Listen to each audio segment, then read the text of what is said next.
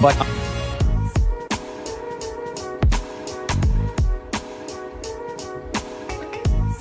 yes, pine points are real. There's some people, I guess, here who just don't have enough faith to believe in pine points. Grimlock, 1,000 pine points to you. Dan the Meek, 500. And Marcel, hi, 250 pine points for you. Aren't you guys looking forward to spending a week? No, not a week. A weekend of chicanery and debauchery in Sin City with PineCreek? Man, that sounds like fun. We can go to the buffets. We can play craps. We can go for a dip in the adult pool. I don't like swimming with kids in the pool because you know what kids do, right? They go pee-pee in the pool. Did someone tweet? Oh, that's a good question. Did Highways and Byways? Did someone tweet Frank? Frank, I know what. Really, nobody needs to tweet Frank Turek. He knows I'm here. He is an avid listener of PineCreek. But if you want to tweet him, go ahead. In fact, last week when I went live, Cross-Examine sent out a tweet that if anybody wants to schedule a thing with Frank Turek, you have to go to here and here. Like, I think they were talking to me. But here's the thing. Like, Jesus can come any moment. We don't have time to schedule things. I don't want to be bogged down and wait to like schedule something for the 5th of February. Let's do this thing, Frank. I know you're listening. Just hop on. The address is above there. In fact, I'm going to try hard this week to not push back and agree with as much as I can. I'll look for the points of agreement. You know, you don't always have to push back on atheists, and atheists, you don't always have to push back on Christians. Like, I'm sure there's many things we can come together on and agree on. Hey, did you guys watch that debate between Matt Dillahunty and what's his name, Sal? Whew, that was fun. Oh my goodness! Yeah, they were supposed to talk about Pascal's wager, but. Part of me wishes I was there instead of Matt Dillahunty. Hey, thank you, B.O. Wolf, for the donation. Saw T-Jump give out 1,000 pine points the other day. What? Wichita might be due for an audit. You know, these flag-waving, cheating YouTube creators out there stealing not only my ideas, but the actual idea, which is real and true, by the way. Makes me sad. Maybe T-Jump does need Jesus to help him act in more moral ways. Can we get a Christian to evangelize to T-Jump today? Like, if he's stealing, maybe, you know, for some people, having a divine seer, watch you, really does help them behave better. I'm starting to think maybe T-Jump is that person. It's a shame. But anyhow, back to Matt Dillahunty. The Pascal wagers thing. Like, if I was Matt Dillahunty, I would have, with a very straight face and say, is his name Sal? I would have said, Sal. No, not Sal. Whatever his name is. I would have said, why are you risking going to hell? Only atheists go to hell. I mean, heaven. Sorry. Oops. Only atheists go to heaven, Sal. You're risking everything by being a Christian. Like, once you can get the theist, the Christian, to see just how absolutely silly that sounds, they can maybe see it for their own beliefs. Well, I'm betting on Jesus because I got nothing to lose and everything to gain. Yes, you got everything to lose if what I just said is correct. But what you said is not correct, Doug. How do you know? Well, because, what kind of 1,000, 2,000-year-old text do you have to bolster that claim, Doug? I don't need no stinking texts. I got personal revelation from God on high that said atheists go to heaven and everybody else doesn't. Well, personal revelation doesn't count. It doesn't? unless Paul, Matthew, Mark, Luke, and John do it, or some prophets in the Old Testament, then it counts. You see how silly all is? Why are we talking about this and not Frank Turek? He's the important guy today, because today is Tuesday, and Tuesday is when Frank gets all the honor and glory. Amen. Okay, this one's called Does God's love make him punish us? This is a great question. I got some thoughts on this, but let's listen. But I am very wary about saying, when somebody comes to me and says, do you think God is punishing me for something? When Jesus was asked that question, he said, no. Where can I buy those dad bod silk shirts? I got to get me one of those. And I was wondering what your response would be to those who say that God inflicts painful trials and suffering on us out of his love for us. Duh. That's just science. Of course God inflicts pain and suffering on people because he loves. Everything God does, wills, acts, thinks, says, decrees is because he's all loving. If he inflicts pain, that's loving. And if he inflicts pain on his children, that's loving. Am I wrong? Isn't it as simple as that? But let's see what Frank says. God inflicts painful trials on us out of his love for us. Yeah. He does discipline those he loves, as the writer of Hebrews says. No, but that's not the question. The question is, I think she asked, does God punish, not discipline? What's the difference between punishment and discipline? One is to make someone better. I discipline my kids to make them better. Punishment is more like, I don't care if they get better or not. I'm just going to get them back. Hebrews chapter 12, I believe. And James said... Caustic Kim Production says, I think the mustache has made you meaner. Really? Like, when you look at me with this mustache, don't you see nothing but love? Like almost an omnipotent type love? Omni-love? Yes. And who wrote James? Thank you. James says, count it all joy when you fall into various trials. Does anyone count it all joy? No, but that's what James says. Yes. Why don't Christians obey? I mean, listen to James, who I think was inspired by God. Like, some people view the mocking and the attacking from atheists as like a bad thing, but you're supposed to count it joy when you suffer for Christ's sake. For Christ's sake, be happy.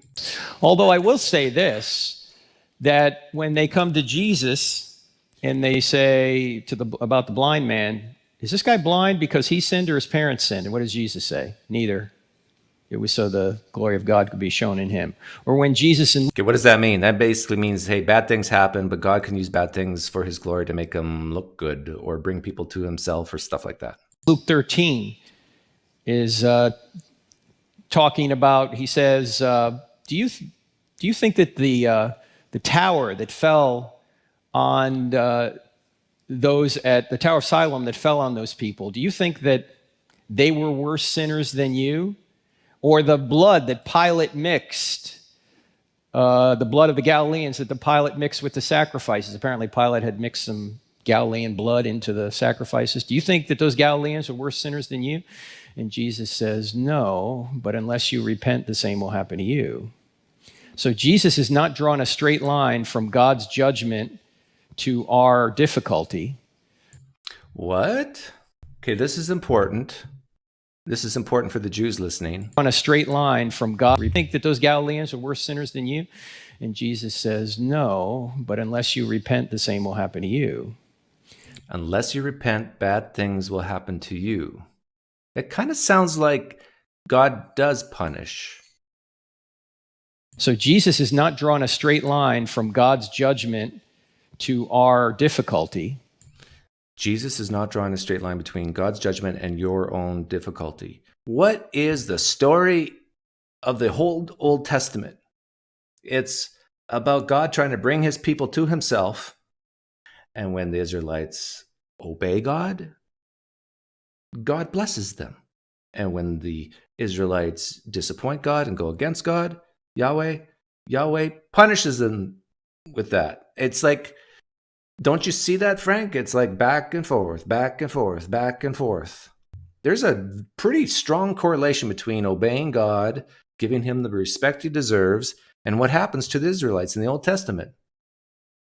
Blesses, curses, blesses, curses, blesses, curses. See, now here's my theory.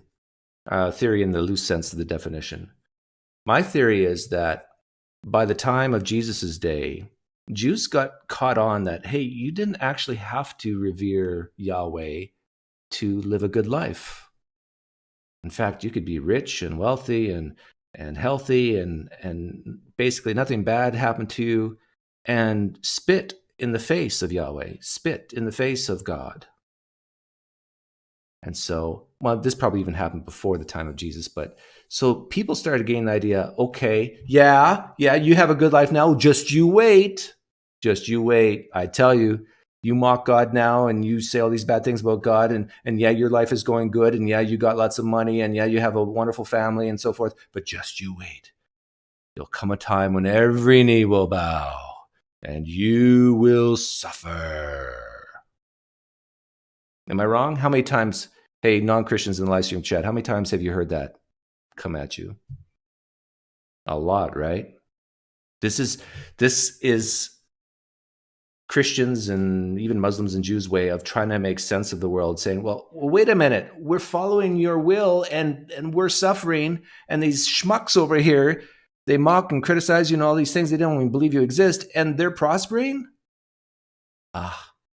This is why hell was invented, folks. To get the revenge. But he is obviously admitting that this is a fallen world where both natural disasters happen, like a tower falling on you, or a human being doing something evil to you, like Pilate did to the Galileans. And we all need to repent. So can God bring pain and suffering on us? Sure, he can. But I am very wary about saying, when somebody comes to me and says, do you think God is punishing me for something? When Jesus was asked that question, he said, no. So I'm not. Yeah, but by rejecting the good news, by rejecting the gospel, God's definitely withholding reward, right? And since it's a dichotomy in most Christians' mind, it's either heaven or hell, by denying reward, he's inflicting punishment. For those Christians who believe in eternal conscious torment, this is not discipline. This is God actively denying reward, which equals gaining eternal punishment. This reminds me of the video I made where I agreed with some Christians who say that God hates the sinner, not just the sin. He hates you if you reject him. And he shows this hate, this wrath, by not allowing you into heaven, which means you go to hell. I understand not all Christians believe that. I'm not going to say, I know, I don't have any new revelation on that. But obviously, since we live in a fallen world, difficult things will occur. Painful things will occur. Paul talks about it in 2 Corinthians 4:16 to 18. He says, for our light and momentary afflictions are achieving for us a greater weight of glory. So we fix our eyes not on what is seen, for what is seen is temporary, but we fix our eyes on what is unseen, for what is unseen is eternal. He said, and this is why the idea of heaven was conjured up by humans. It's like, not only punish those guys who are doing better than me in the world, who are rejecting you, send them to hell, please God. So we come up with the concept of hell. And not only that, but okay, sure, they're going to hell, but my life still sucks. And I'm a believer. Oh, don't worry. We got this concept of heaven that'll make everything right in the end. Saying that going through difficulty will enhance your capacity to enjoy God, not only now, but in eternity. So, yes, God can allow suffering. If God wants to, of course, he can bring suffering. He allowed it on Job. He didn't bring it, but he allowed it on Job. Oh, he didn't bring suffering on Job, but he allowed it? My goodness. He's kind of right, but mostly wrong. If I'm an all-knowing parent and I willingly allow someone to pick up a gun or should I say, if I allow one of my children to pick up a gun, knowing that they will pick up that gun and shoot the other child of mine, is that allowing when I could have stopped it? When I knew it was going to happen? Is that allowing? Really? I think guys like Frank Turek uses the word allow because it makes them feel dirty and icky to say, no, God caused that. He caused it. If he could see exactly what was going to happen and could have stopped it from happening, but didn't, let's just go on record with an omnipotent being, he caused it.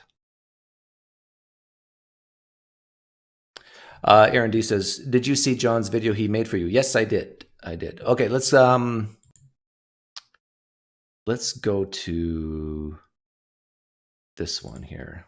And when people try, does 1 Thessalonians 4:14-7 say how Jesus is coming back? Great question, because this is an issue.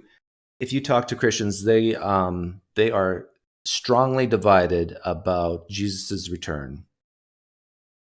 And here's a pet peeve of mine for all you flag-waving phony Christians who say Jesus' second return, second coming. Have you heard that phrase, second coming?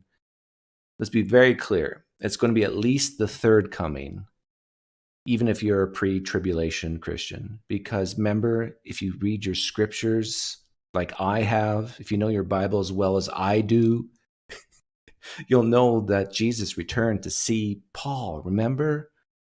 The author of Acts makes it very clear that Jesus saw Paul, came back to earth. Remember, he ascended into heaven, and then he came back a couple years later just to see Paul and maybe his posse.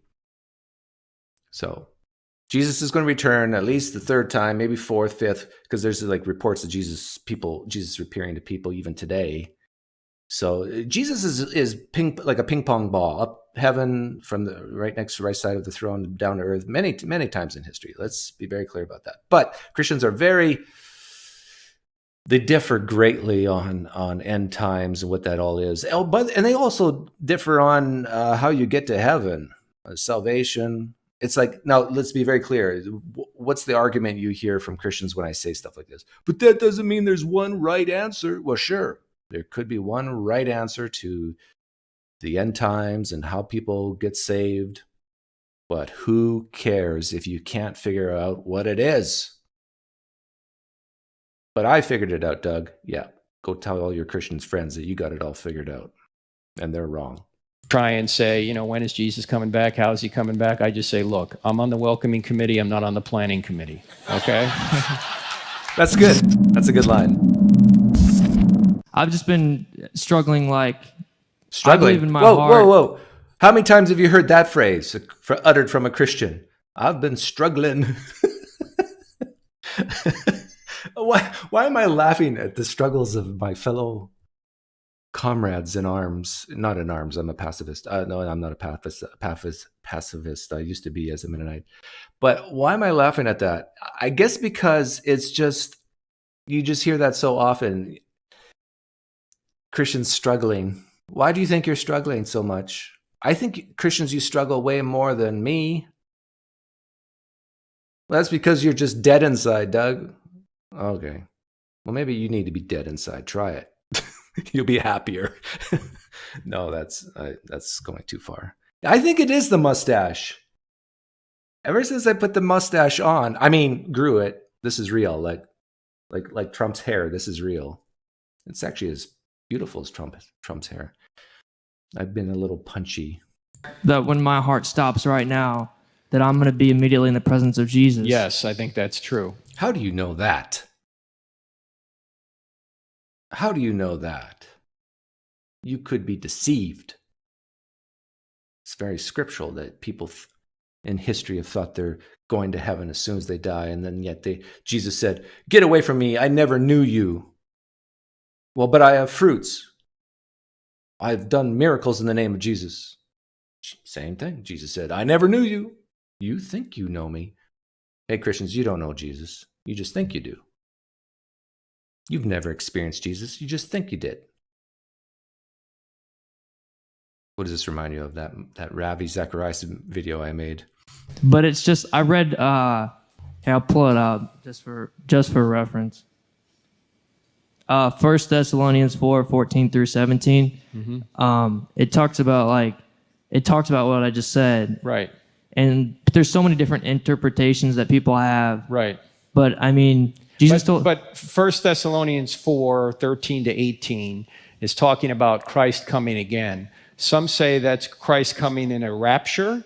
Other Christians say Christ is coming for his second coming, and that will be that point. And there's a dispute over end times. Yeah, big dispute. For those of you who don't even care about Christianity but just come here to see the mustache and maybe listen to the music, there are some Christians who believe that Jesus could come, like seriously, Jesus could come in the next 5 minutes. And then I'll lose like half my audience because I'm sure half of you are real Christians out there, right? Listening to me right now. And there's other Christians that say that, no, there's a whole bunch of really incredible stuff that has to happen first, and then Jesus comes.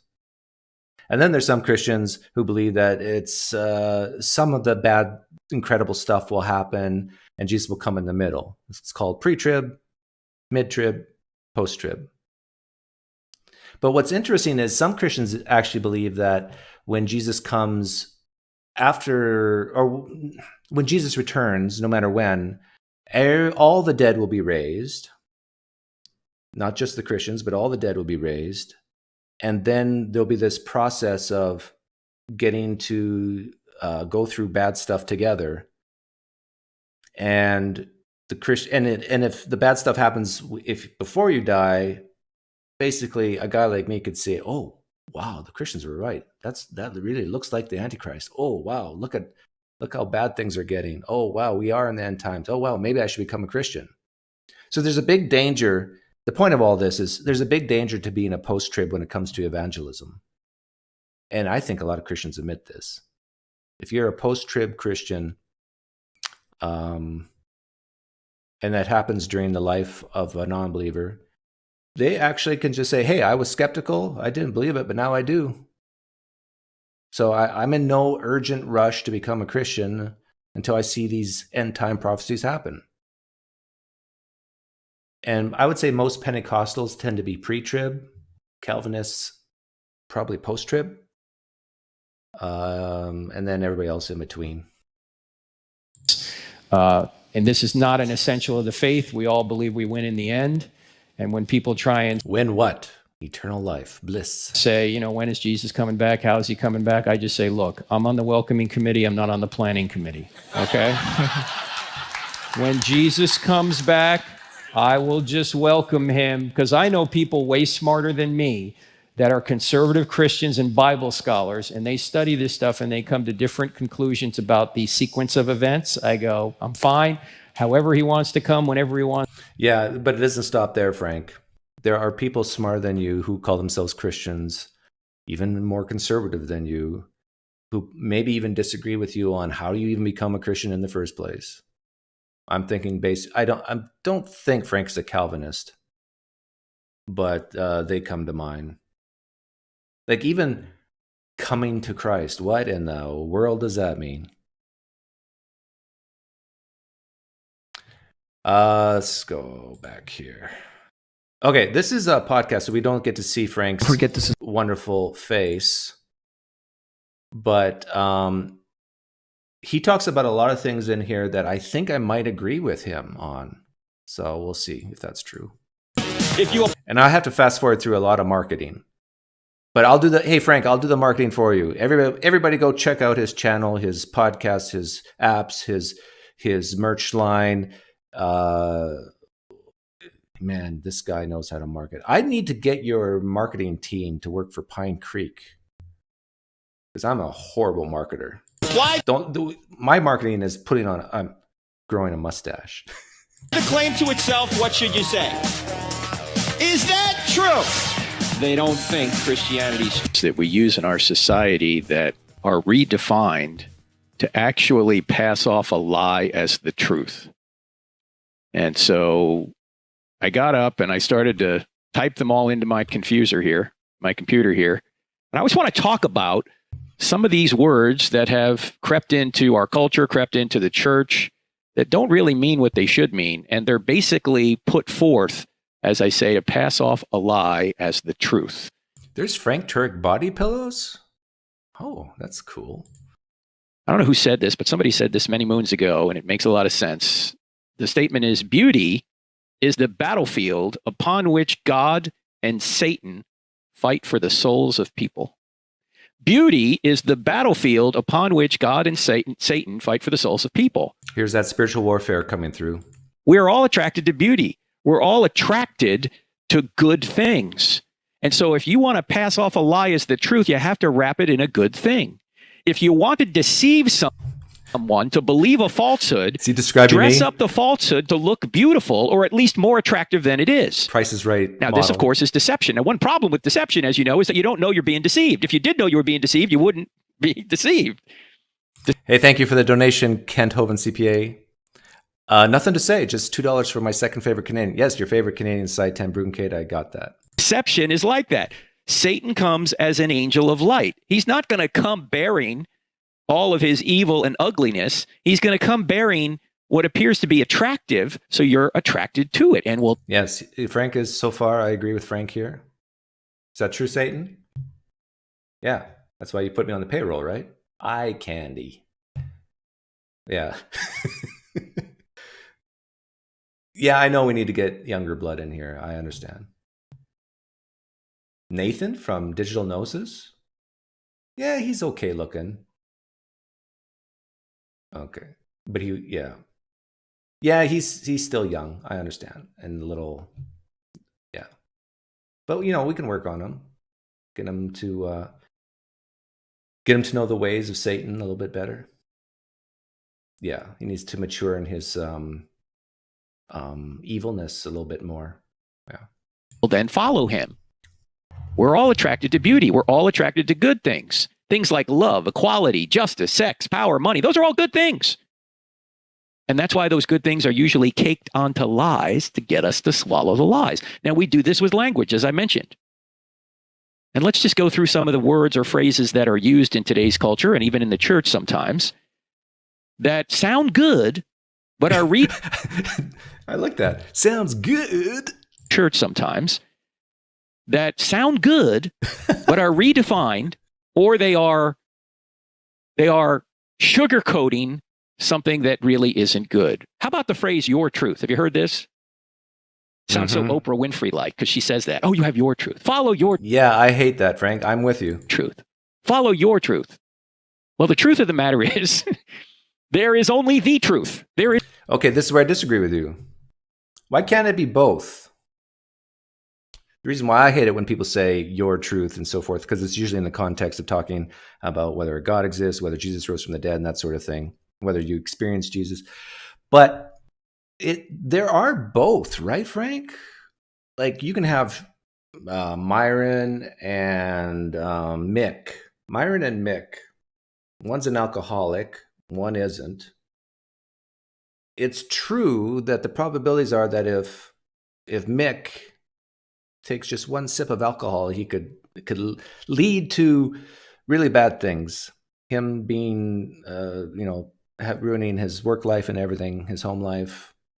But for Myron, he could drink as much as he wants one weekend and no problem. He just walks away. He's not addicted to alcohol at all. Can we say that Mick's truth is that he's an alcoholic and he has a problem and Myron doesn't? You can do this with hair color. It's like there are some subjective truths, meaning that they're true for that subject. And then there's some things that are true for both of them, no matter what color their hair is or if they're alcoholics or not. Is not your truth. If something is true, it's true whether or not you agree it is true. Look, if it's true that the earth goes around the sun, but you think the sun's going around the earth, it's not your truth that the sun is going around the earth. It is really true that the earth is going around the sun. Now, from an observational perspective, it does look like the sun's going around the earth, but that's just not really the case. It's true observationally. I agree with Frank here. The Bible's written observationally, so the Bible talks about sunrise, sunset, and we still do today. If you watch the news tonight, The weatherman's going to say sunrise tomorrow at 7:12. He's not going to say Earth rotation will become apparent at 7:12 a.m. No, he's using observational language. But the truth is the truth, whether you believe it or not. There's not your truth and my truth. There's just the truth. Now, our beliefs. I mostly agree with that. Well, you could say you have your beliefs about the truth. That's certainly true. But that doesn't mean your beliefs are necessarily true or false. See, he just gave an example of a subjective truth, based on a subject saying. So you could say, in some sense, if someone believes the earth is flat, it is true that they believe the earth is flat, even though the earth is not flat. By the way, I did a video, live stream a couple of days ago, or maybe it was last week. I don't know. It's all a blur. And I complimented the flat earthers, and I immediately got an email encouraging me to go check out these websites and so forth. It's kind of funny. False. They have to align. They have to correspond with reality to be true. They have to align with reality to be true. And as Ben Shapiro has said repeatedly, facts don't care about your feelings. Doesn't matter if you feel something's true. If it's not true, it's just not true. Facts don't care about your feelings. Yes. Would you apply this? Recently, I've been hearing a lot of Christians say stuff like, in fact, last night I heard it with Sal talking to Matt Dillahunty. What can atheism give me? What kind of hope can atheism give me? Well, this is exactly what Frank's talking about. Who cares if atheism can give you absolutely nothing and it makes you feel bad for the rest of your life? If it's true there's no God, it's true. Nobody cares about your feelings and about whether you have no hope or not. If it's true there's no God, then it's true, right, Frank? So I don't want to hear these arguments from Christians talking about truth in this way, and then at the same time saying, but Christianity can give you meaning and purpose and hope, which actually I don't disagree with. But don't believe in Christianity because, I don't. This is a tough one actually for me, because I am a practical guy, and I do see the value in giving people hope who are just really suffering hard, whether it's true or not. I do see that in a sense, but I do agree with Frank that the truth, the ontology behind it could be way different than the person who's getting that hope from it. Mountain Show, thank you for the donation. What percentage of Christians would be enthusiastic about taking a trip in a time machine back to the first century to observe the entire JC story? My guess is less than 50%. Yes, Mountain Show, I've been saying this. I actually said this in one of the Sunday school classes I went to when I was a true Christian. And I think you're exactly right. I'm going to give you 777 Pine points for that comment. Because if you ask a Christian, where's the first place you would go if you had a time machine? And if they do not say first century Palestine, something's wrong with you. Because Christianity, if you're a true Christian, should be the most important thing in your life. You should care whether it's actually true or not. And if you have a chance to verify it with your own eyes, and you say, I don't care, I know it's true, I'd rather go see Elvis perform, use the time machine to go to a concert with Elvis. I mean, if that's your answer, I don't think you really care about Christianity or whether your beliefs are true or not. Great question. Great point. Back to Frank. And as you know, you've been listening to this show long enough. If somebody says there's no truth or there's no objective truth, you just ask them, is that true? Because the claim that all truth is subjective, all truth is just your truth, not the truth. Yeah, I actually like that. I like that Frank traps them with those questions. Keep doing that, Frank. And for you silly atheists who say stuff like that, it's like you deserve to be trapped. Claiming to be subjective. It's self-defeating. It's self-contradictory. To say there's no truth is a truth claim. Now, you may have heard that in 2016, the Oxford Dictionary said that the word of the year was actually a compound word, post-truth. Now, they didn't mean, post-truth doesn't mean that truth is relative, or the postmodern view that there is no overarching meta-narrative or there is no overarching truth is the case. Post-truth actually means this, and this is the Wikipedia definition. And you can't always trust Wikipedia, but I think they have it right here. Post-truth is defined as, quote, relating to or denoting circumstances in which objective facts are less influential in shaping a public opinion than appeals to emotion and personal belief, unquote. I think they have that right. We I do agree. live in a post-truth culture. People are more interested in following what's attractive rather than what's really true. People are more interested in appealing to emotion or their own personal beliefs than to actually looking at the evidence and lining up their beliefs with the evidence, lining up their beliefs with reality. Yeah, I agree with that. But I don't know how much more that is today than it was even 2,000 years ago. Like, I think people are emotional creatures, some more than others.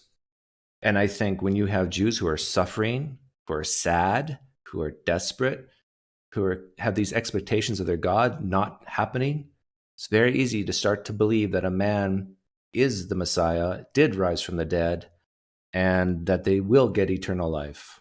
The kingdom of heaven is close by. It's close. It's near. It's coming. People want to create their own realities now. They don't want to. Yes, and the reason for that is I think we evolved to be this way to help us survive, because fantasy is always better than reality. No, I shouldn't say always. Most of the time. Fantasy is most of the time better than reality. Adjust to reality. They want to try and adjust reality to them. In fact, that's pretty much the difference between what we would call conservatives and leftists now. Leftists want to try and change reality to fit their desires, whereas conservatives generally are trying to change their desires to fit reality. I disagree with them here. I think both sides are guilty of this. Like, I can just take you as a Christian, Frank. In my view, you are not seeing reality. When you read the scriptures, when you read the Gospels, you think you are reading something that fits with reality. And I think it's because of your emotional desires to reach out to something beautiful. Right, Frank? You believe Jesus is beautiful. You believe what he has done for you is beautiful. You are attracted to that beauty. Therefore, your conception of reality has been molded to fit that paradigm. Oh, I sound like a philosopher. And so reality is what it is. You're not going to change truths about reality. You're not going to change the fact that the sun is not going around the earth's going around the sun. You're not going to change the fact, as controversial as this is today, that if you're a man, you can't change yourself into a woman. Okay? You can take drugs, you can change your bodily appearance, but you're still biologically a man if you really are a man, and a woman if you really are a woman. No, but people want to change. Yeah. Guys like Frank have to say this because there's a verse in the Bible that says God created both males and females. Nowhere in the Bible will you find a verse that says, oh, by the way, God created males, females, and intersex people. Like that, and it's a very, very small fraction of the general population. But for you Christians out there who understand what intersex is and what it really means, what do you do with that if you believe the Bible just teaches God creates males and females? Like, I'm not talking about gender here. I'm talking about the distribution curve. Well, it's not even a distribution curve. It's like you got males, females, and then you got a small percentage that's like somewhere in the middle. I think this even happens not just in Homo sapiens, but other animals. Am I wrong? Can someone give it in the live stream chat? What I just said, is that true? Can you have an intersex chimpanzee or an intersex gorilla? An intersex dolphin? I don't know. Try and change reality. So there isn't your truth. There's just the truth. And we need to get that point across to our young people, especially because if they don't believe that truth corresponds to reality, not only are they going to be having difficulty here in this real world, they're going to smack up against reality, but it's going to affect their eternity. Yeah, and the question is what is the best way to figure out what's really real? That's the real question that everybody wants to know, right? And this gets to something that I do, and what I think street epistemologists try to do is try to come up with reliable ways to figure out what's real. Because if your method of figuring out, if your epistemology is flawed in some way, your conclusion, there's a greater chance your conclusion will be flawed. Garbage in, garbage out, right? So one of the most healthy things you can do for young people is teach them there's truth, objective truth, and they can know it.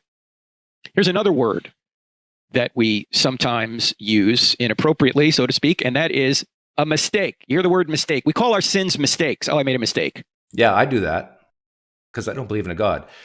I think Frank would understand that. Like, sin is necessarily tied to the concept of a deity that cares about your moral actions. Not all deities actually care, I think, according to people's beliefs on deities. I committed adultery. It was a mistake. Well, it was a mistake, but it wasn't just a mistake. It was a sin. Okay, why? This is interesting. Why is you got mistakes and you got sin? Who cares about sin? See, this is a trap question for Christians, because if you say whatever answer you give to that question, why do you care? Why should you care about sin? And maybe why should you just not use the word mistake? I think your answer is going to be the same answer about why mistakes are bad. It's going to basically go down to consequences. Doug, you should care about sin because you hurt the creator of the universe. So what? Well, how can you say that? Like, he created and he loves you. You've got a purpose, and so what? Well, because if you don't care about sin, you'll go to hell, or you may not go to heaven. So what? Well, because heaven is great, and you'll have fun, and you worship, and you'll be at the utmost peace and pleasure, and all these things. And hell is pain and suffering, and the opposite of that. Oh, so it is about consequences. So really, sin and mistakes, sin is just a mistake, right? It has consequences. And we just put the label sin as a different label because it's a mistake in the eyes of a God. Okay. Oh, I stole. That was a mistake. It was a mistake, but it was really a sin. Look, mistakes are what you do when you add up your checkbook wrong. Sins are what you do when you actually violate God's design or God's commands. Yeah. And why is that bad? I like, seriously, if you're an atheist, if you're an atheist listening, really push a Christian on this every time they talk like this. Get them to admit it's about well-being and unnecessary suffering, because it is. Or they have one out. And I'll tell you what their out is. If you're a Christian listening, this is your out. Sin is bad because we have defined sin that way, and full stop. If they want to avoid consequences, that's the only out they have. But it really has no meat. It's like, it's just like, well, so what? If you just define it that way. I can now define morality in a way I want, right? If you're just defining morality this way, or why sin is bad. So we try and the question is, does it reflect reality? Sugarcoat our... And if it does, how do we figure it out that it does? What's the reliable method? Sins with mistakes. And we're not calling it really what it is. It's not a mistake. It's a sin. It's a violation of God's design for us, of God's commands for us. It's a violation of really what's best for you and others.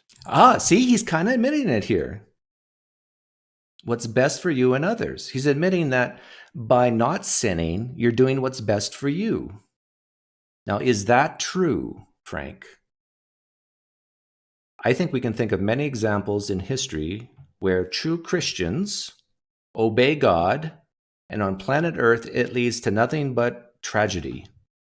It's not best for them on planet Earth.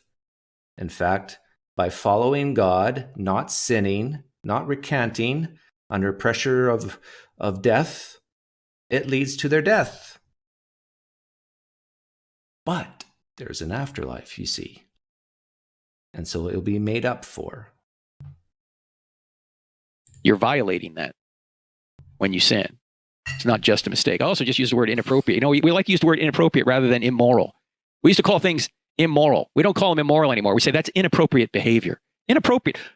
Like, it almost sounds like it's just convention. It's just cultural. It's inappropriate to wear white after Labor Day. It's inappropriate to burp at the table, right? It's inappropriate.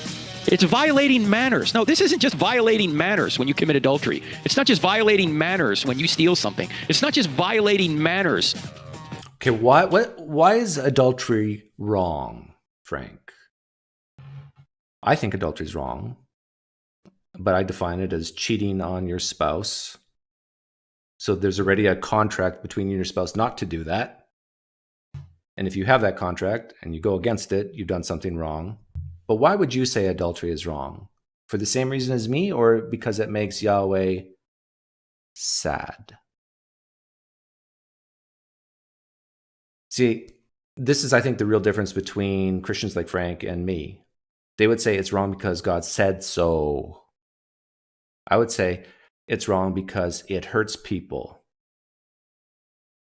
Well, and Frank would agree with that. Yeah, it does hurt people, but the main reason why it's wrong because Yahweh said so. Well, who cares what Yahweh says? And then we're back to the same old thing. Well, eventually you'll care when every knee will bow and every tongue will confess, and then you go to that land of Mondo Dismal, all alone, crying out to no, this is a mistake. When you do something that's really immoral, it's not just inappropriate, it's immoral, but we like to make ourselves feel better by just calling it inappropriate. A great question that Reed Nice Wonder asks, Cordial Curiosity is his channel. When you're talking to a Christian about morality, why something's right, why something's wrong, and if their answer is, well, because of God said it's wrong, so therefore it's wrong, then ask them, well, what's the second best reason why this is wrong? What's the second best reason besides God? God's the first reason why adultery is wrong, but what's the second best reason? And you know what they'll say? They'll say something similar to what I just said. Appropriate. We're not facing up to the truth because we can't handle the truth. I'm Frank Turek. Hopefully we're handling the truth here. We're back in 2 minutes. Don't go anywhere. I should Friends, get Jack Nicholson in here. That's the way it's often used in the public square today. It didn't mean like it used to mean. Even though I disagree with your ideas, I will tolerate you and tolerate those ideas. Now it means you must celebrate and agree with everything I say. I kind of agree with him here. I think there's a bit of hypocrisy is the word. It's like if you don't agree, you're being intolerant. Like there's a lot of Christians intolerant of me right now, and I'm okay with it. I mean, there's a lot of Christians who disagree with me right now. They're listening. They disagree with me strongly, and they think I'm wrong, and they think I'm maybe even mocking, rude, all these things. I'm hurting them in the sense that I am disrespecting something they value, right? And guess what? I'm okay with that if they want to express these feelings, these ideas, and I'm also okay with me keep doing it. It's totally okay for me to keep saying that what I think they believe is false. So now if it's okay for me, the atheist, to basically beat up on Christians like I'm doing right now, I think, and if you don't want to be a hypocrite, you have to say it's okay for a Christian to go up to or have a conversation with a transgender or a homosexual and say, I think what you're doing is wrong. In fact, I think you're destructive to society and you're going to end up in hell if you keep living this way. Now, if you're going to take away that free speech to say no, people can't say that to gays and homosexuals and transgenders. No, you can't say that to them. You know what happens then? That puts what I'm doing right now at risk. Well, that's different, Doug. No, it's different. It's completely different. Don't compare the two. Why not? I'm hurting some Christians right now, maybe just as much as Christians hurt gays sometimes with their words. We have to be allowed to hurt each other with words. Otherwise, how do we have a discussion on what is possibly true or not? Right? Any atheists who still love me, or are they all gone? Celebrate my sin or I will hurt you. Agree with me or else. Basically, that's what it means in today's culture. Now, by the way, tolerance in its classical meaning required you to disagree with what was being done or said. Because in order for you to tolerate something, you have to disagree with it. You don't tolerate things you agree with. You tolerate things you disagree with. Mother Teresa, for example, who helped the poor, never had to ask for tolerance. She didn't have to say, would you tolerate me? No, when you're asking for tolerance, typically you're implying that what you're doing might be wrong. That's why people have to tolerate it. If you're doing good, nobody, you never ask for tolerance. You never say, I want to go feed the poor. Would you tolerate that? You know, I want to give my money to a charitable and a good cause. Would you tolerate that? I want to treat people with love and kindness. Would you tolerate? You don't have to ask for tolerance when you're doing good. You only have to ask for it when you might be doing or are doing evil. But we use the word. I'm not sure I would go that far, but at least you tolerate things that, yeah, you don't agree with or you dislike. Tolerance, because sure, we want to be tolerant, right? We want to respect people and respect what they say. And even if we disagree with what they say, we want to respect them. And we want to give them the opportunity to express themselves. Those are good things. The problem is our culture has redefined it to mean now you must celebrate what I want to do, even if what I'm doing is sinful. Yeah, I think Frank's maybe taking that point and making it bigger than it really is. I think there's some truth in what he's saying. That there is maybe a bit of a cultural, what's the word, milieu environment now that you can't, not only can you not say you disagree with certain things, but you kind of have to celebrate it. But I don't think it's as prevalent as Frank thinks. Now, are Christians commanded to be tolerant, ladies and gentlemen? Think about it. No, Christians are not commanded to be tolerant. Tolerance is too weak. Tolerance says, hold your nose and put up with them. Love says, reach out and help them. And in order to love people, sometimes you can't tolerate what they want to do because what they want to do is going to hurt them or others. In fact, that leads us to our next word. What's interesting about this, what Frank is saying is, he is sounding like a consequentialist right now. He says you reach out to the person who you think who's sinning, to help them so they don't suffer. So the real argument here is how to alleviate suffering the best way. Love. What does love mean? Well, if someone says you should love and you should love me, you might want to ask them, well, first of all, what do you mean by love? It typically meant to seek the good of the other person. And as Paul writes in 1 Corinthians 13, love always protects. Love always rejoices in the truth. However, now typically what love means is it means you must approve of everything I do. It's very similar to tolerance now. You must have. Yeah. I don't know how prevalent that is, but I tend to agree with Frank here. If you love someone, you will reach out to them and correct what you think is wrong. Now, if you hear someone do something that's wrong or see something wrong and you don't know them and you reach out, it's probably going to fall on deaf ears. But people who you're close to who are hurting themselves, let's say, you wouldn't love them if you did nothing about it. Approve of everything I do. And by the way, if you say I'm doing wrong, you're wrong for telling me I'm doing wrong. You see, only the people who can tell you you're doing wrong are actually doing wrong. Those are the only people that can say you're doing wrong. Back to you if you call somebody out on their sin. Or say it's wrong to tell people they're doing wrong. You know, sometimes I get emails from people. This is rare, but every once in a while I get an email. If I say something that someone doesn't disagree, that someone doesn't agree with, or if I say so-and-so said this and I disagree with it, especially if so-and-so is a Christian, and I said, look, I disagree with what that person said, they'll write me and they'll say, you ought not criticize other Christians.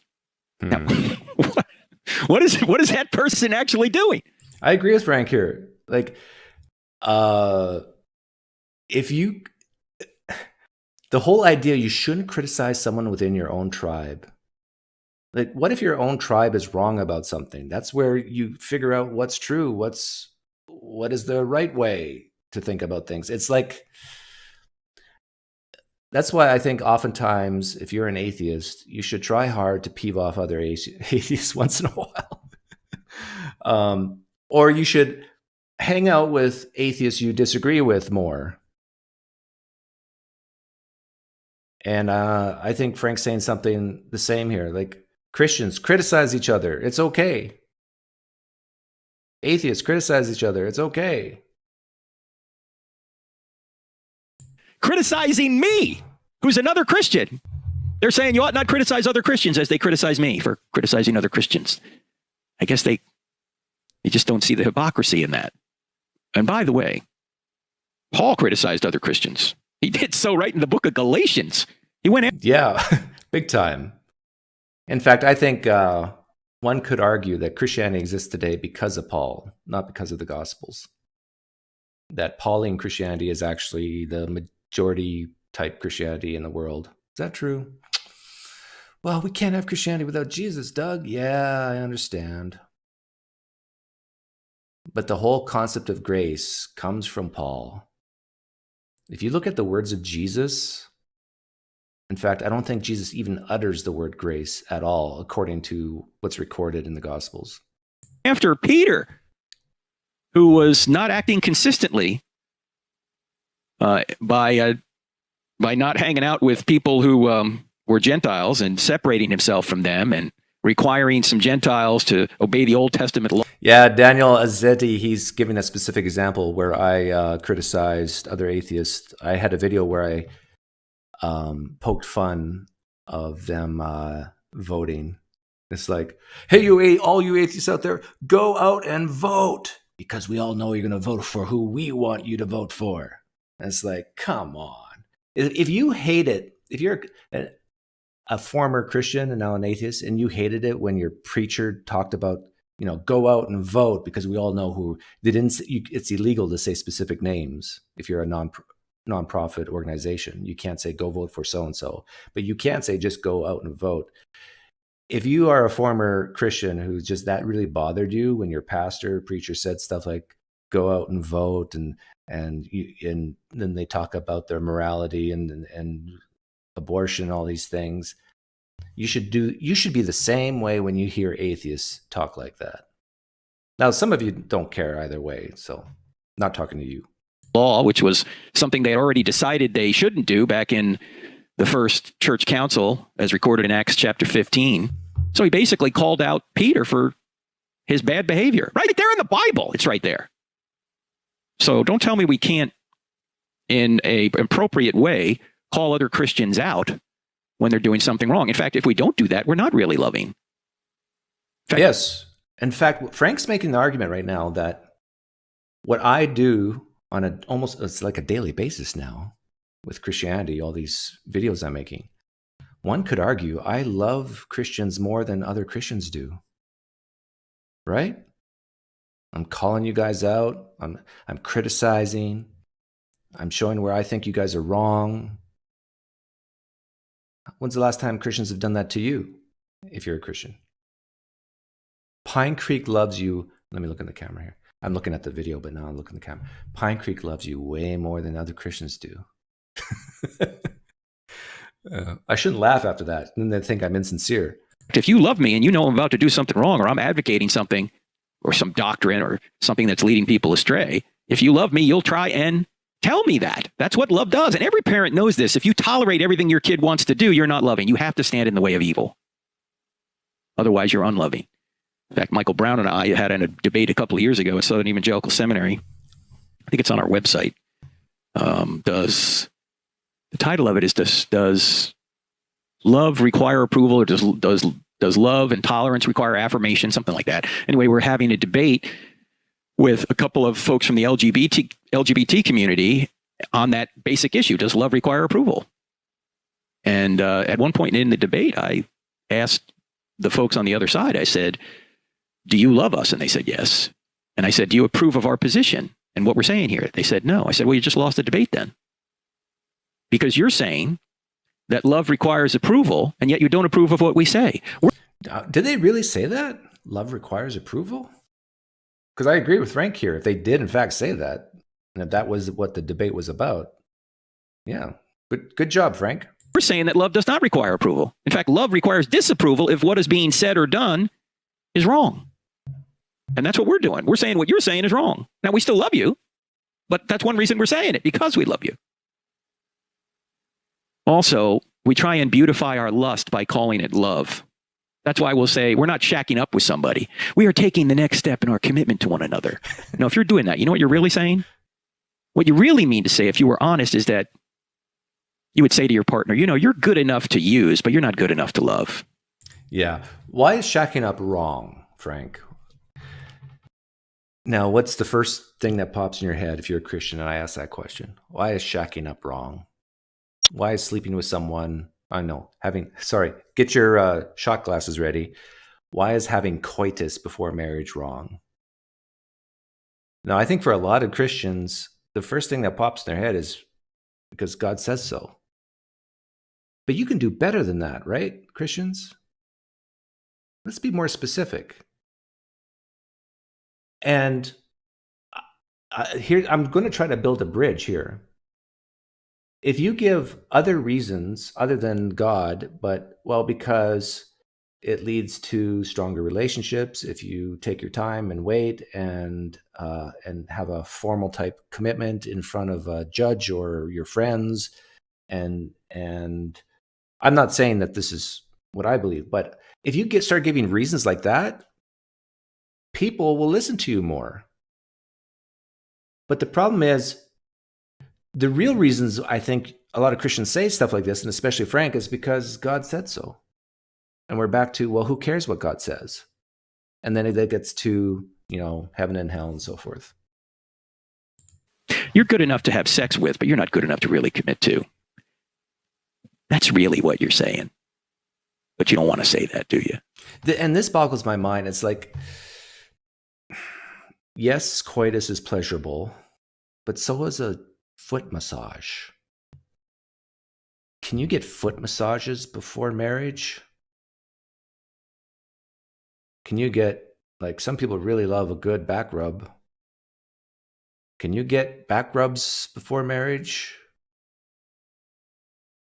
What is it about coitus that separates it from the other types of pleasures in the world? Like, I tell you, I used to be a runner before I blew out my knee, and running 10 miles on a Sunday morning and then getting back and having hot, strong coffee, I was high on life. Natural high, except for the caffeine.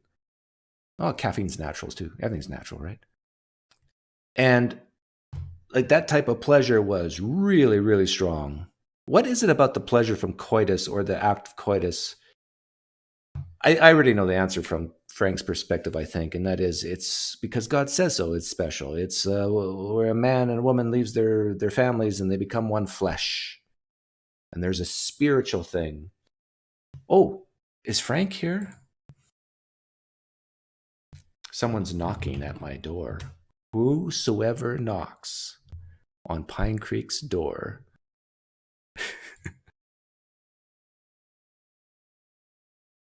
It's not Frank. Sorry, it's not Frank. You just lost a lot of listeners. Sorry. Just trying to tell you the truth here. We're beautifying lust by calling it love. Love, by definition, binds itself to the loved one. It seeks the best for the loved one. Should I let a non-Frank in?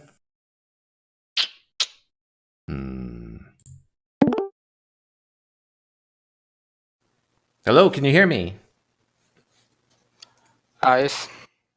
Hi, are you Frank Turek? Nope. Oh, are you Frank Turek's son? Sorry. No. No. Are you Frank Turek's neighbor? No, I don't think so. Oh, why did you call in then? I wanted to ask a question. Okay, go ahead and ask, but be nice. Okay. Before we start, I wanted to tell you, that shirt makes you look like a hunk. This shirt makes me look like what? A hunk. A hunk. Okay, you can stay. Go ahead. What's your question? Okay. What kind of suffering do you think is necessary? What kind of suffering do I think is necessary? I think there's a whole bunch of types of suffering that's necessary, like getting a COVID vaccination. It kind of hurts, and you might get an allergic reaction, but I still think it's necessary for the betterment of humanity. So basically, anything that can reasonably lead to a person's better well-being. Does that make sense? Okay. Yes. Okay. Thanks. You're welcome. Thanks for the question. Okay. Goodbye. Isn't that good? That's amazing. I love that. I love it when a guy comes on and asks one question. I answer it and says, thank you, goodbye. Always protects the loved one. It rejoices in the truth. It doesn't go halfway. It goes all the way. There's a new word out there, by the way. Have you heard the word entanglement? Yeah, that's the new word for adultery. I got entangled in another relationship. I got entangled with Sarah. What'd you do last night, Doug? I got entangled. Oh, this is why we have Turek Tuesdays, because he makes me laugh sometimes. As if you were just swimming along and somehow inadvertently got entangled in a net. Or entangled in a trap. In fact, that's actually the words, now that I think of it, used by Solomon in Proverbs. When he talks about the adulterer being caught in a trap. Yeah, you're caught in a trap. You are entrapped, but it's by your own choice. I'm going to try to appeal to Christians listening right now, because he's talking about entanglement and sex. Coitus. I have 2 kids. And what do I desire for them in terms of coitus? Like, what kind of advice would I give them? And I would say,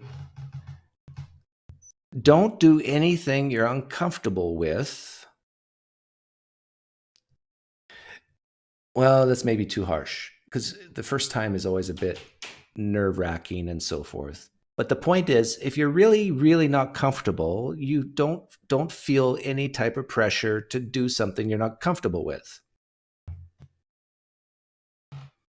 Or don't feel pressure to succumb to the woos and the wees of the hunks of the world.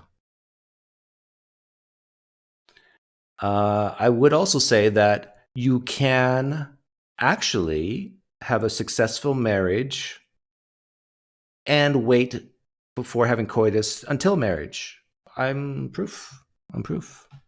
I was a virgin until the moment I got married. And it worked. Now, would it work better if I would have shacked up with my now wife beforehand? Who knows? Maybe, maybe not. So a lot of what Frank's saying doesn't necessarily mean that people's lives will be worse. However, there's dangers in what Frank's saying. So, and this is what advice I'd give my kids. And that is, if you are a Christian and you truly believe that having coitus before marriage is a sin and it makes Yahweh sad, and so therefore that leads you to get married sooner than what you're ready for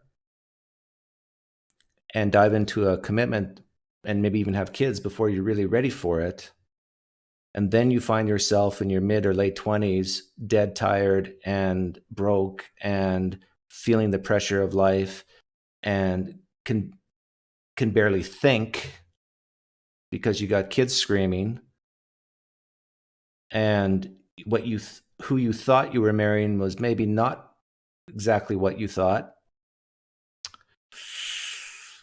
Man, that could have all been avoided if you didn't follow the verse, it's better to get married than burn up with lust. Right? And you know what? I've known many examples of that happening to Christians. It wasn't a mistake, like you inadvertently added up your checkbook wrong. It was you actually took an overt step of disobedience, of rebellion, and committed adultery, and you're trying to make it sound better by calling it entanglement. Yeah. And here's the scary thing. And maybe this is the reason why Frank would never talk to me, because I would pressure him on this point and say, have you committed adultery to your wife while having coitus with her? Because adultery is more than just the act, it's the thought. Jesus said this, or it's reported that Jesus said this. Can you imagine the fear a Christian will have to talk to me and have that question asked of them?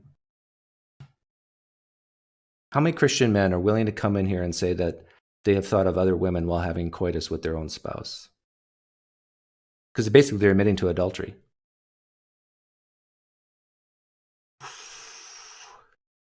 Fear.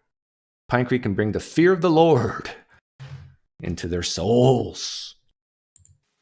Oh, how about choice? You hear that a lot. Freedom to choose in the abortion debate. The question you want to ask when people say freedom to choose is, freedom to choose what? You know, if you're the parent of a toddler, your back is turned to the toddler and you hear the toddler behind you, or maybe a 5-year-old saying, Daddy, can I kill it? What should be your first question? No. What is it? If it's a spider, okay. If it's your baby brother, no. Why? Okay, this is very interesting. In fact, let's see if I have this here.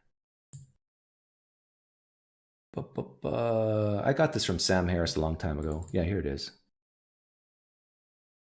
Why is killing... Now, I agree with Frank. Killing a toddler is bad, and killing a spider is not. Sorry, Janist listening. If you're a Janist, you just thought I sinned here by saying that killing a spider is not bad. But no, I don't think killing a spider is bad. Now, I know why Christians say killing a toddler is bad. But I think there's an evolutionary reason why some things are bad, why we intuitively know some things are worse than others. And when it comes to killing things, living things, really get the Christian to rank which is worse. It gets them out of this binary box. And if I was to ask, rank these things you see on the screen in front of you in order of least worse, least bad to most bad, destroying these things. Most people have no problem destroying a rock. Most people, maybe a few more people, have a little bit of problem with destroying a tree or a leaf. Let's leave it as a leaf. And then you notice how it gets, butterfly might come next, then the hamster, and finally the dolphin. I think evolution can explain this. How does the Bible explain that? I think we are more likely to kill something that's further away from our species and less likely to kill things that are closer to our species. I think evolution can explain this. How does the Bible explain it? Or can you as a Christian rank these even? Are you even courageous enough to do it? Then ask yourself why. And I think it has to do, well, a dolphin is more intelligent than a hamster. Actually, hamsters are pretty intelligent. We don't think a butterfly can really... We don't think butterflies have consciousness, but maybe they do. And maybe they experience pain, but not as much as a hamster or a dolphin. We see dolphins communicate with each other and even with humans. Do we see butterflies communicate with humans? No. This gets to the abortion question. Why is abortion bad? Why is it wrong? Now, I lean towards abortion being bad. But the way I would talk to Frank about this is saying, okay, can you at least admit that killing... Oh, he would never admit that, though. Can you admit that killing a baby that's just born, just came out of the uterus, versus a egg just being fertilized for the very first time in the fallopian tube? The sperm made it all the way up to the tube. comes down, the egg, can you at least admit that one is more bad than the other? Are there any Christians who can admit that to me? That killing a baby just born is worse than killing an egg that's just fertilized? Actually, I can't even see the live stream chat right now. I'd be very curious if there's any Christians out there that can admit that. And then if you can at least admit that, then you can admit that there is a spectrum of well-being and suffering that has to be considered in the process of having a child.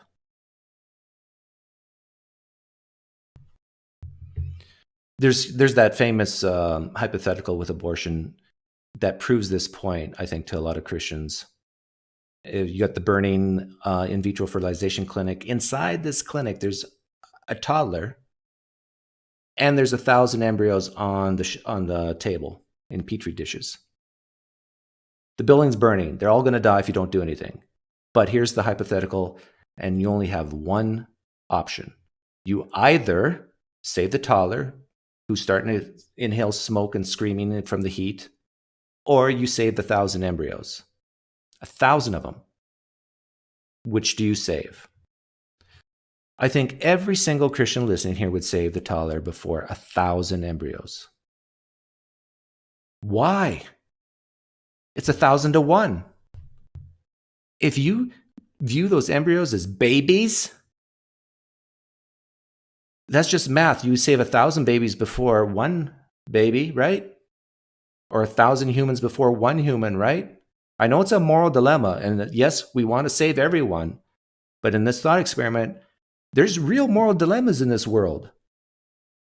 Presidents, leaders of countries have to make them on a daily basis. Which would you choose?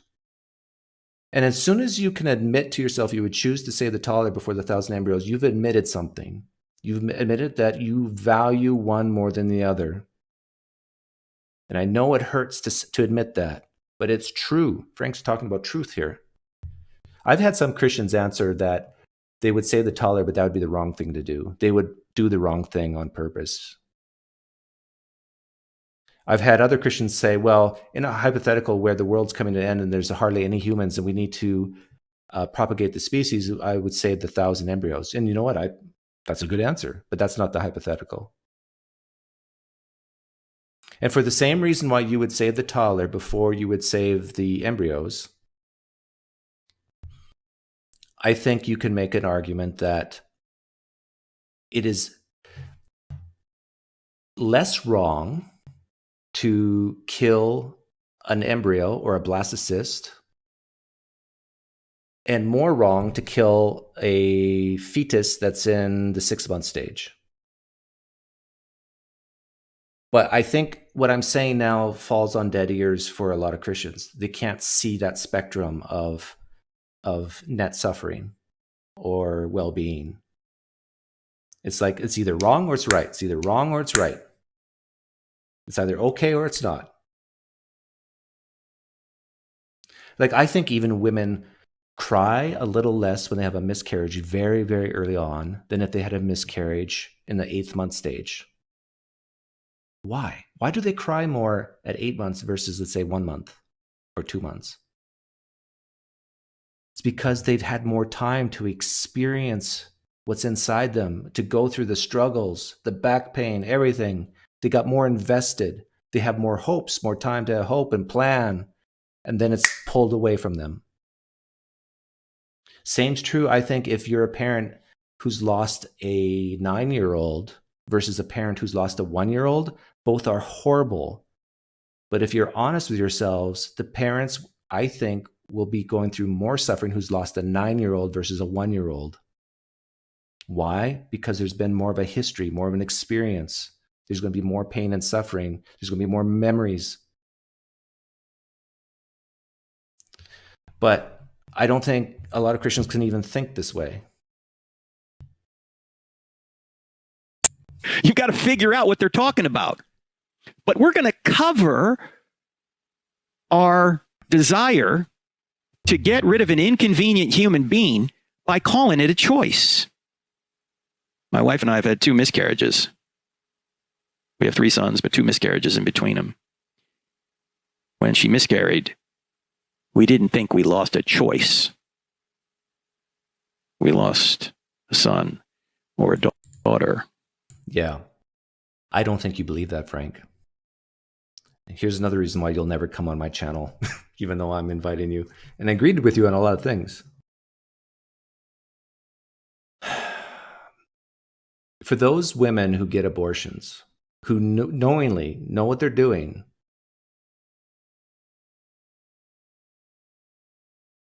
if you really think that they are murdering, now sure the doctor's complicit, but I'm talking about the women.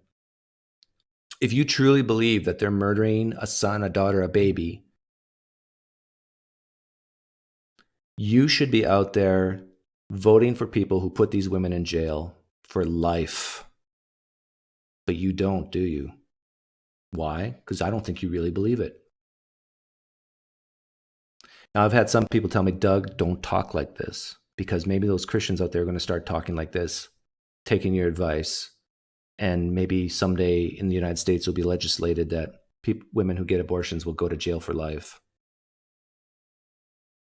But I really don't think that's going to happen. I think Frank would be so hesitant to say, yep, lock up all women who knowingly go get abortions for life. No excuses.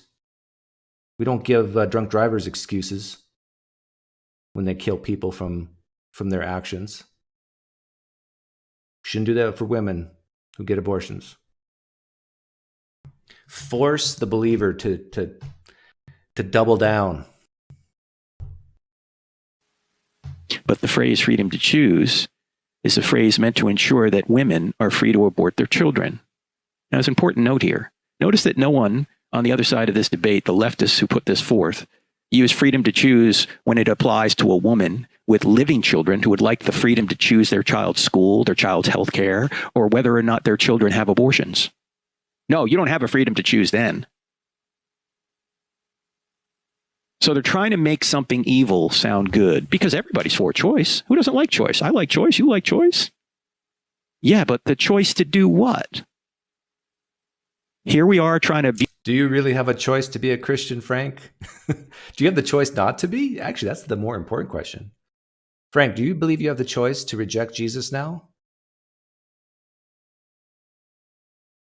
I wonder if Frank's the once saved, always saved type of guy or not.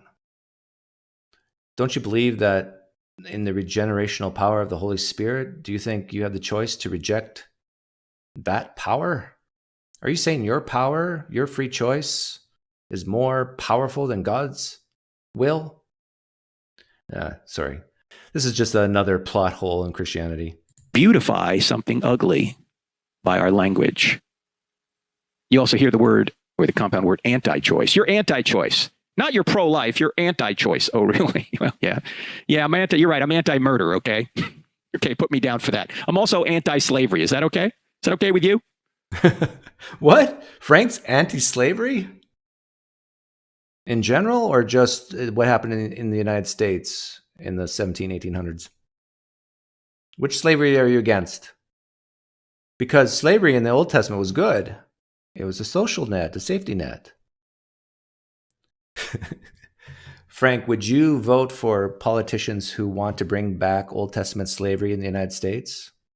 Would you vote for that or against it? Because there's a lot of people who are deep in debt in the United States right now. And, instead of bringing the shame of bankruptcy, why not have them sell themselves on the auction block as indentured servants? How many servants would you buy, Frank, with your money to help people who really need it? And, and if you died after you bought them, you could always give these servants to your children. You have 3 grown sons. I'm sure they'd use some help with your grandkids, maybe, right? You're not against all slavery, Frank. Come on, let's be real. Of course. There's a lot of things I'm anti because I'm anti things that are going to be hurtful. that are sinful. Oh, notice he mentioned hurtful before sinful. He's against things that are hurtful and sinful. It's like they're almost like two different things. And he's right. He's right. Because the concept of God's morality can be at times divorced from the concepts of suffering or well-being. At least here on planet Earth. Okay, I think that's all I'm going to play here. Oh, Frank says he's against slavery. How sweet. I'll give a chance if Christian wants to call in and disagree with me on anything. If I'll give a chance for a Christian to call in and do violence against me with their words.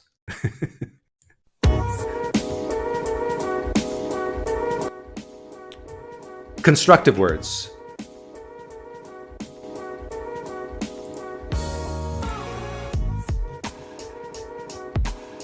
I'll answer questions until a Christian gets the courage to call in.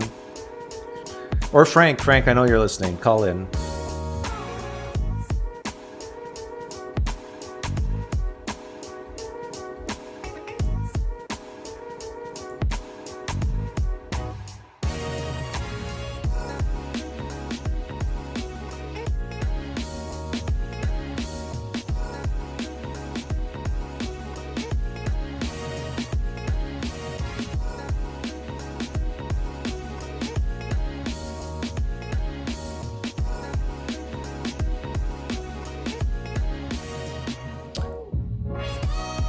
Oh yeah, for Christians who are against abortion, read Numbers 5 in the easy-to-read version. I dare you.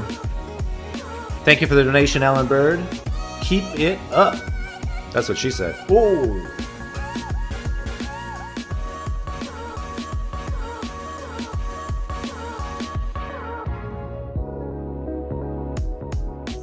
So Frank, I know you're listening. Is what all the things I said, did that make sense? Hey, man!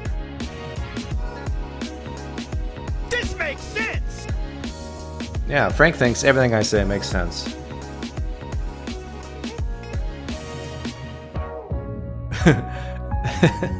I don't destroy my videos with ads? Well, sometimes I forget. YouTube puts like 15 of them in and I have to delete them. I try to put them 20, 45. This stream will probably have 2 ads in it.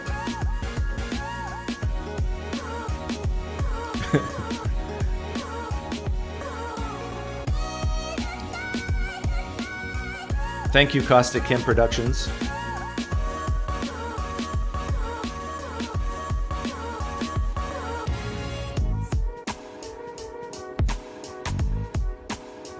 PineCreek, has anyone ever said, yes, I'd trade my spot in heaven for us both being annihilated? Yes.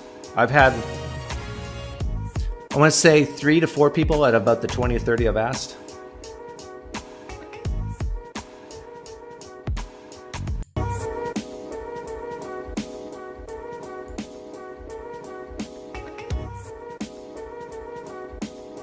Yeah, a lot of Christians, Chen, don't believe in vitro fertilization is biblical or good.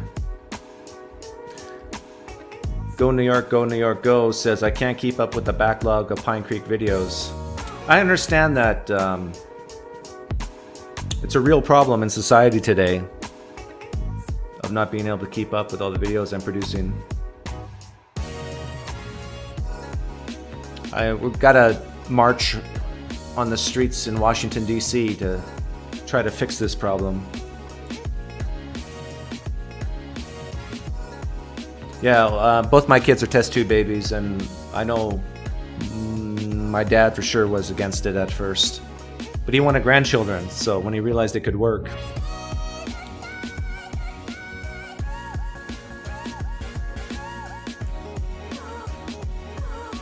Will I do James White tomorrow? Maybe.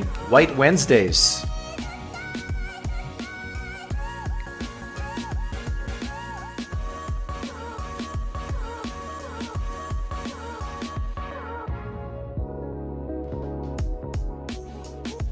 Yeah, when it's on holiday, it's easier to watch me every day, but when you're working and so forth. But if you're a Christian, just quit your job. The Lord will provide, and then you have more time to watch me. If Christianity were true and you could go to heaven, would you sacrifice your soul for a true Christian? You mean, it would be tougher, but I would say yes to that, because you won't, if you're annihilated, you won't miss anything. But I admit, my question is a hard one to answer, even when reversed on me. Doug, do you think Christianism is actually monotheistic? No. Do they believe in lower gods? Yes. If you define polytheism as the belief that many gods exist, Christianity is indeed polytheistic. They don't want to admit that. Their own scripture says that my boss, Satan over there, is the god of this world. The god of this world. So Christians, you believe in God, capital G, and God, lower G. Admit it. You believe more than one God exists. Admit it. But these are not creator gods. I didn't say that. And yes, your God is special, special, special, special, special. But you still believe in many gods.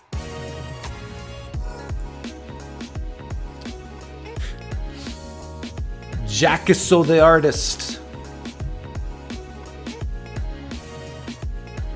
Sorry you're sick, Kent.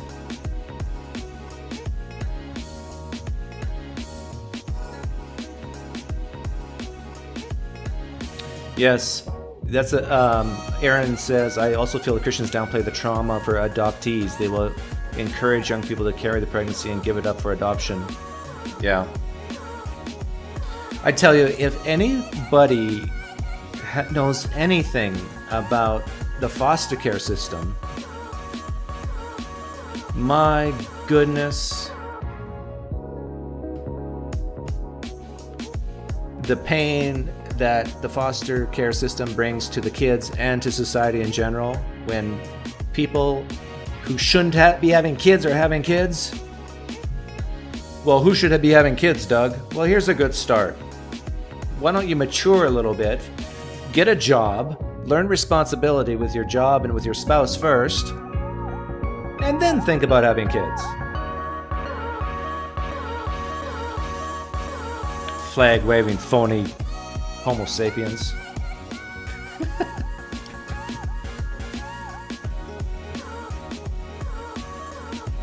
Think before you have coitus.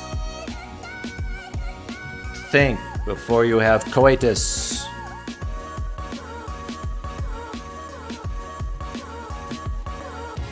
I'm saying this for Grimlock so he can drink more alcohol. No, Chen. I'll do one more round to give Christians the chance to call in. When your kids were younger, did they say unkind comments about Christianity to family due to hearing your comment on it? I'm having that problem now. No, so far, no problem. But you got to remember, I live 2,000 miles away from extended family. That's another piece of advice I have for people listening. Get married, or not.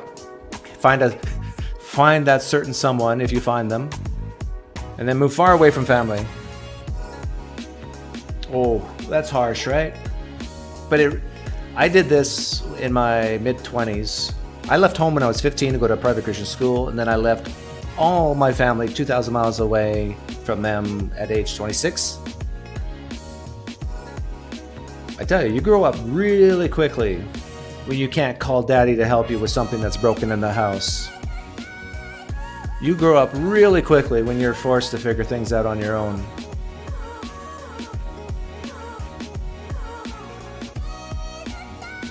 I'm not blaming all you people listening right now from the basement of your parents' house. I'm not blaming you.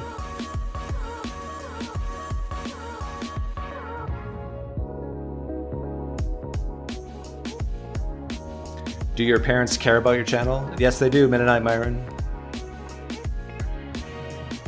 They care that I hopefully will stop it. No, Brian Stevens, Turek never did call, but he's listening right now.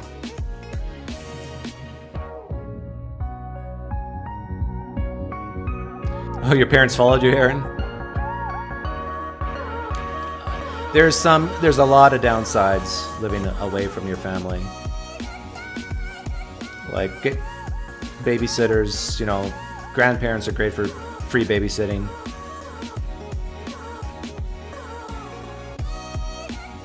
My parents let me live in the bedroom I grew up in at 47. Wow.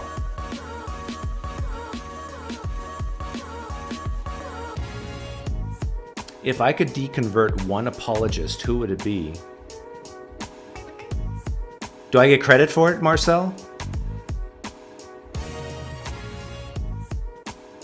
Actually, Frank Turek, the one... Turek would be a great... Can you imagine if Frank Turek said, PineCreek deconverted me? And they ask, why? Why did you deconvert from what PineCreek said? Because then Frank would say something like, well, because when PineCreek spoke, the only thing I could think about was, Hey, man! This makes sense! yeah.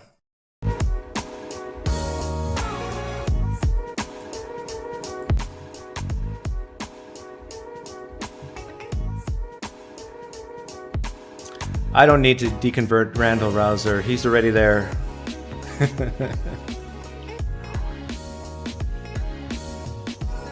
The Catholic Talk Show put out a new video on Eucharist miracles. Go teach them how science works.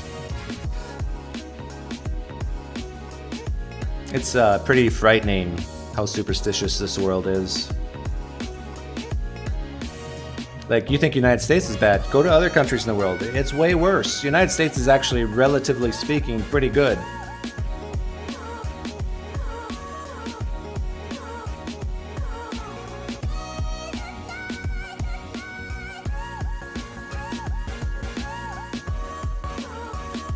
How many jewels does Satan give you in your crown if you reconvert Frank Turek? Yeah, reconvert to atheism? Yeah,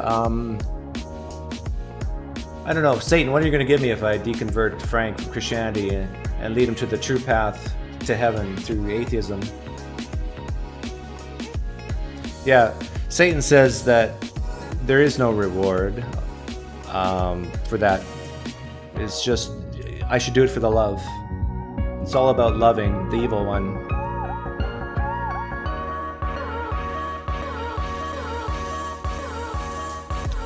Yeah, can you use the PineCreek theorem on Christians? Yeah, I'm actually going to start an organization soon. Actually, stop the music.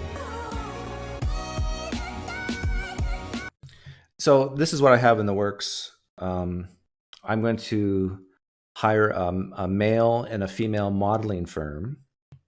I figure I'm spending a budget of maybe 1 to 2 million in there somewhere. And I'm going to find the best looking males, females.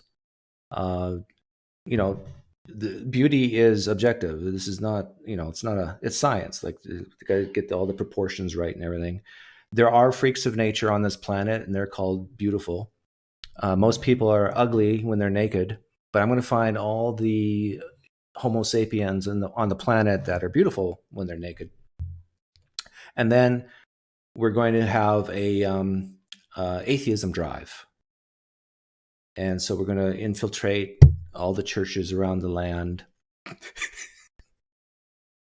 and so, you know, Wonder Woman, like Gal Gadot, those types, gonna have like a whole bunch of them going to the churches to use the PineCreek theorem on the young men mostly, and the young women. You know, who am I to judge? I'm not going to judge. And then you know, the Brad Pitt types, or who's a good example of a young, good-looking man? Is there any women in the life? Aaron, who's a good-looking young man? But anyhow, I don't even know any good-looking young men. Oh, yeah, the Nathan, the digital gnosis of the world, you know. So I don't know how much money this is going to take, but I budgeted 1 to 2 million. I don't have the money yet, so if you guys want to donate to this process, and we're going to put the PineCreek theorem in full force, because right now there's a lot of guys I see on YouTube, young Christian guys who are single. And, well, they're not single. They're in love with philosophy. That's their spouse. They're committing adultery against God by being in love with philosophy. But anyhow, you know, have a young Gal Gadot, just Henry Cavill. Cavill? Who's he? That name sounds familiar. How much for Henry Cavill? Oh, that's Superman. Yeah, so this is what I'm going to do.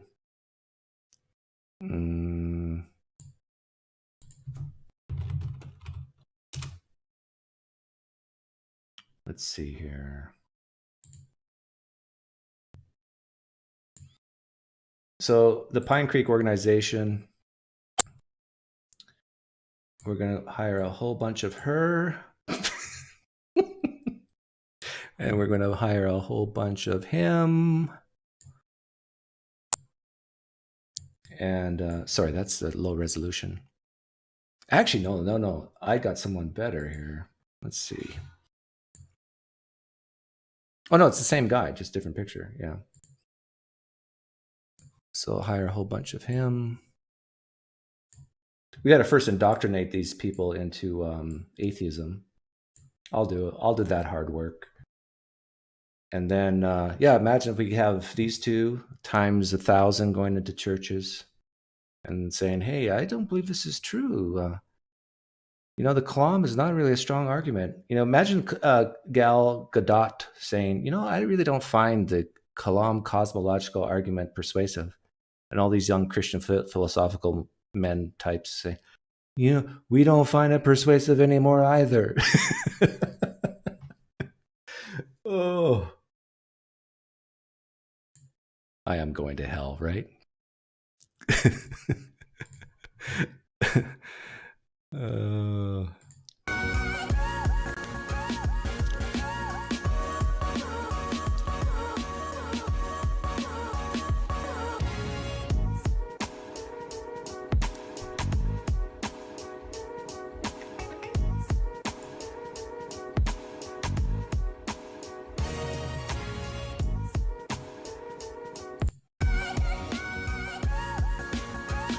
PineCreek, did I hear you once say that you dislike when atheists call Christianity belief in magic? No. I don't think I've ever said that. But I do say that will peeve off Christians if you do say that.